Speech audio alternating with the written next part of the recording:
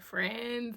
Welcome back to Shelby in the Book Club. I am Shelby Monet, and in today's video, we're doing a book review. Y'all love when I do book reviews, and I love doing book reviews because I could talk about books every day for the rest of my life and be extremely content.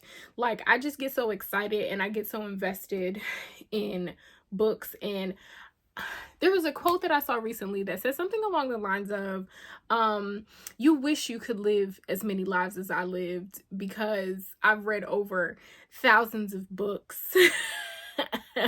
And it basically was saying that, like, reading is transporting yourself and being able to live the lives of other people's. Why did that sound weird coming out of my life? To be able to why did that sound weird?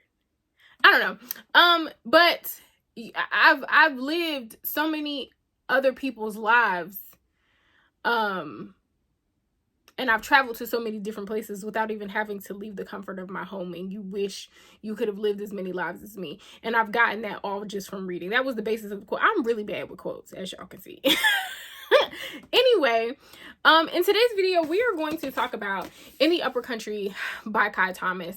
So this is the first book that I finished for Black History Month.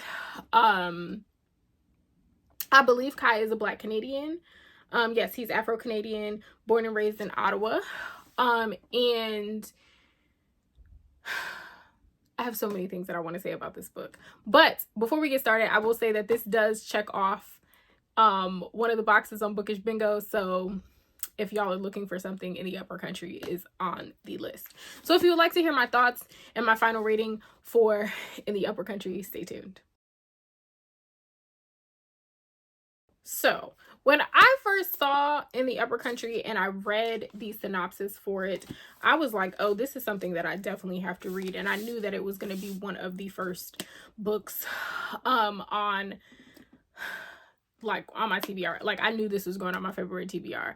When I got it in January, it took everything in me not to sit and read the book in one sitting, because I really, really, really wanted to read it. So it is a story within a story. We are introduced to Lucinda Martin. She lives in a free town in Dunmore. It's a free Black town that does accept refugees from slavery from America or elsewhere, but mostly from America. And she is the apprentice, I want to say. Is that the right term? I think so. The apprentice. She's working with Arabella, who is a writer for a colored newspaper, and she does, like, she works around Arabella's house. She does a bunch of different things, so on and so forth.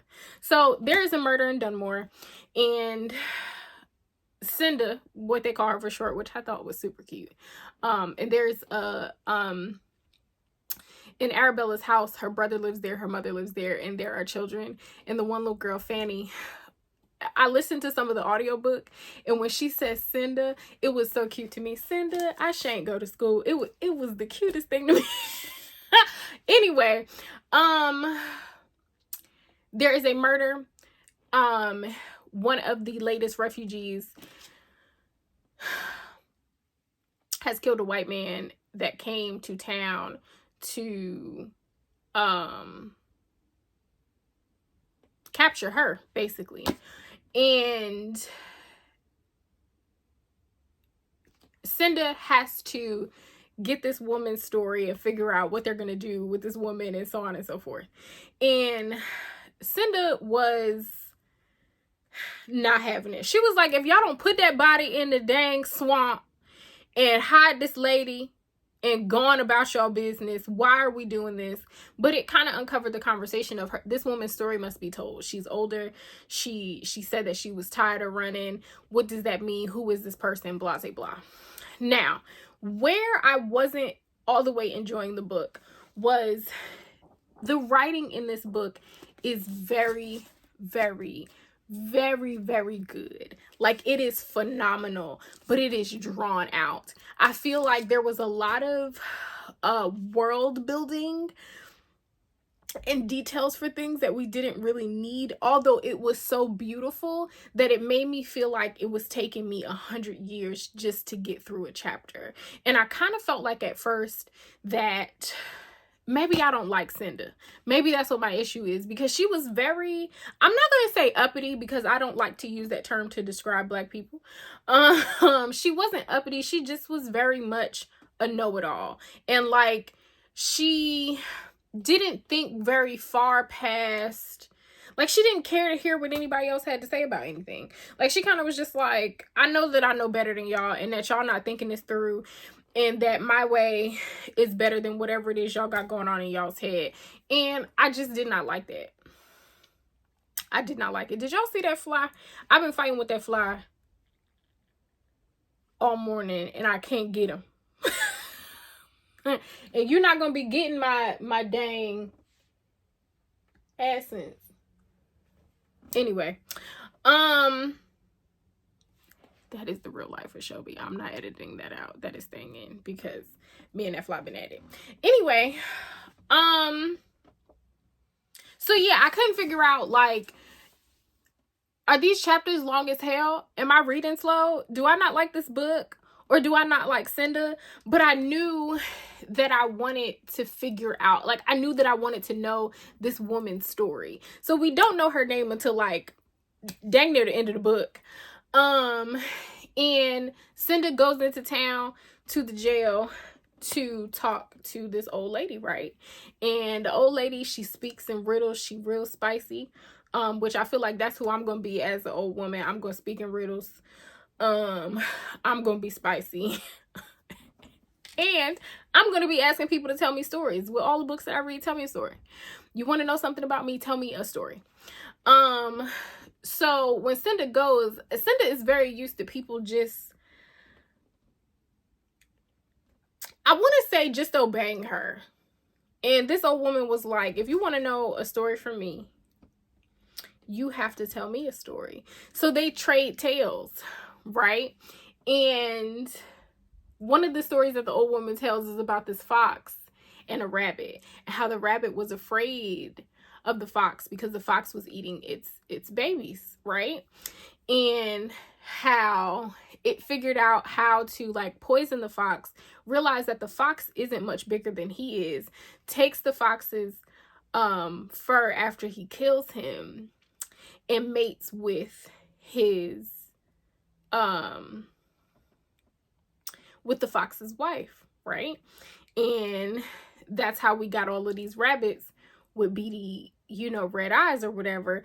And kind of implies, like, and that's why your daddy was going after white women, or something along the lines of that, kind of insulting Cinda's skin color. But they tell a bunch of different stories to each other, and we start to learn the woman whose name is Cash. We start to learn her story, which tells a lot about slavery in Canada. It tells a lot about the relationship between Indians and Black Canadians, which I thought was amazing, and like Black Americans too, I believe. See, this is where my issue with how flowery the writing comes in, because I felt like it spent so much time, like, speaking in riddle that I couldn't really grasp some of the information. Like, who are we talking about? Why are we talking? Like, where are we? Like, what is whatever? Because everything was like in this riddle. But a lot of it I do want to go and research, because it was really interesting information. Like, there was a war that was spoken of, I believe in 1812, that I want to go look up. Even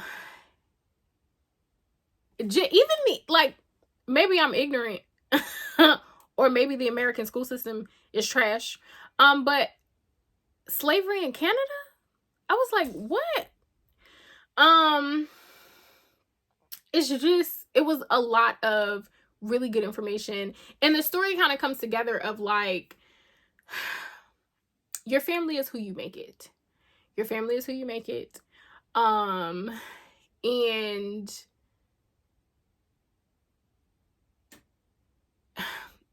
community is really important. Knowing your history is really important. Like, there was a lot that Cinda didn't know about her own father, and what he had been through, because he really wouldn't talk about it with her. But she also kind of had this like, oh, I was born free, so like I'm tired of hearing about slavery kind of thing going, which was interesting to me and very prevalent to how a lot of people talk about historical fiction today. Hint, hint, hint, hint. But overall, I think it was a really good story. I think it is something that should be read because of how rich in knowledge it is. I would suggest that people did, like, I would say listen and read it maybe, so that you get all of the information. But I enjoyed it. The overall story, once we got to the goods, it was good. Like the banter between Cinda and Cash, once they realized, once Cinda realized what their connection was, and how like listening to these stories opened Cinda up to like a world of information that she didn't realize that she was looking for, didn't realize that she needed, was amazing to me. I just don't feel like it was necessary for the, like, all of the world building in the front, because Dunmore is beautiful. I think this could have been like 3 different books on its own, right? Because a free Black town, like, oh my gosh, that's amazing. That is amazing. But then also like all of this history. But I guess it's told together because it's important to know that like all of these things happen so that we can be here, which is also important. But it really could have been like 3 or 4 different books altogether. It was really, really good. I think you guys should read it. But like I said, I would probably listen and read along together, just to pick up on all the things, because even though the writing was so drawn out, like, we're introduced to some characters in the beginning that we probably didn't really need to know. I feel like, for example, Arabella's mother. Like, Arabella's mother, like, she had like these spots that were just like, okay, she's a place filler. Like, I don't know, but I do recommend it. I gave it a 3.75 on Storygraph. I gave it a 4 on Goodreads, because Goodreads doesn't let you do like half stuff, as you guys know. And the reason that it wasn't like a full 4-star or a 5-star was because of how long it took me to read this dang book. Y'all know it takes me like 2 to 3 days to get through a book. And I was just like, my God, today, with the first half of this book, I'm so glad that I picked up the audiobook as well on Libra FM. Shameless plug. You can support Shelby in the bookstore at Libra FM. The link is in my bio, in the description, the underneath a bar. But it was just like, my God, girl, my God. But there's a time and a place for everything, so I'm not going to complain too much. But yeah, that wraps up this book review. If no one has told you today, I love you, and I will talk to you soon. Bye, guys.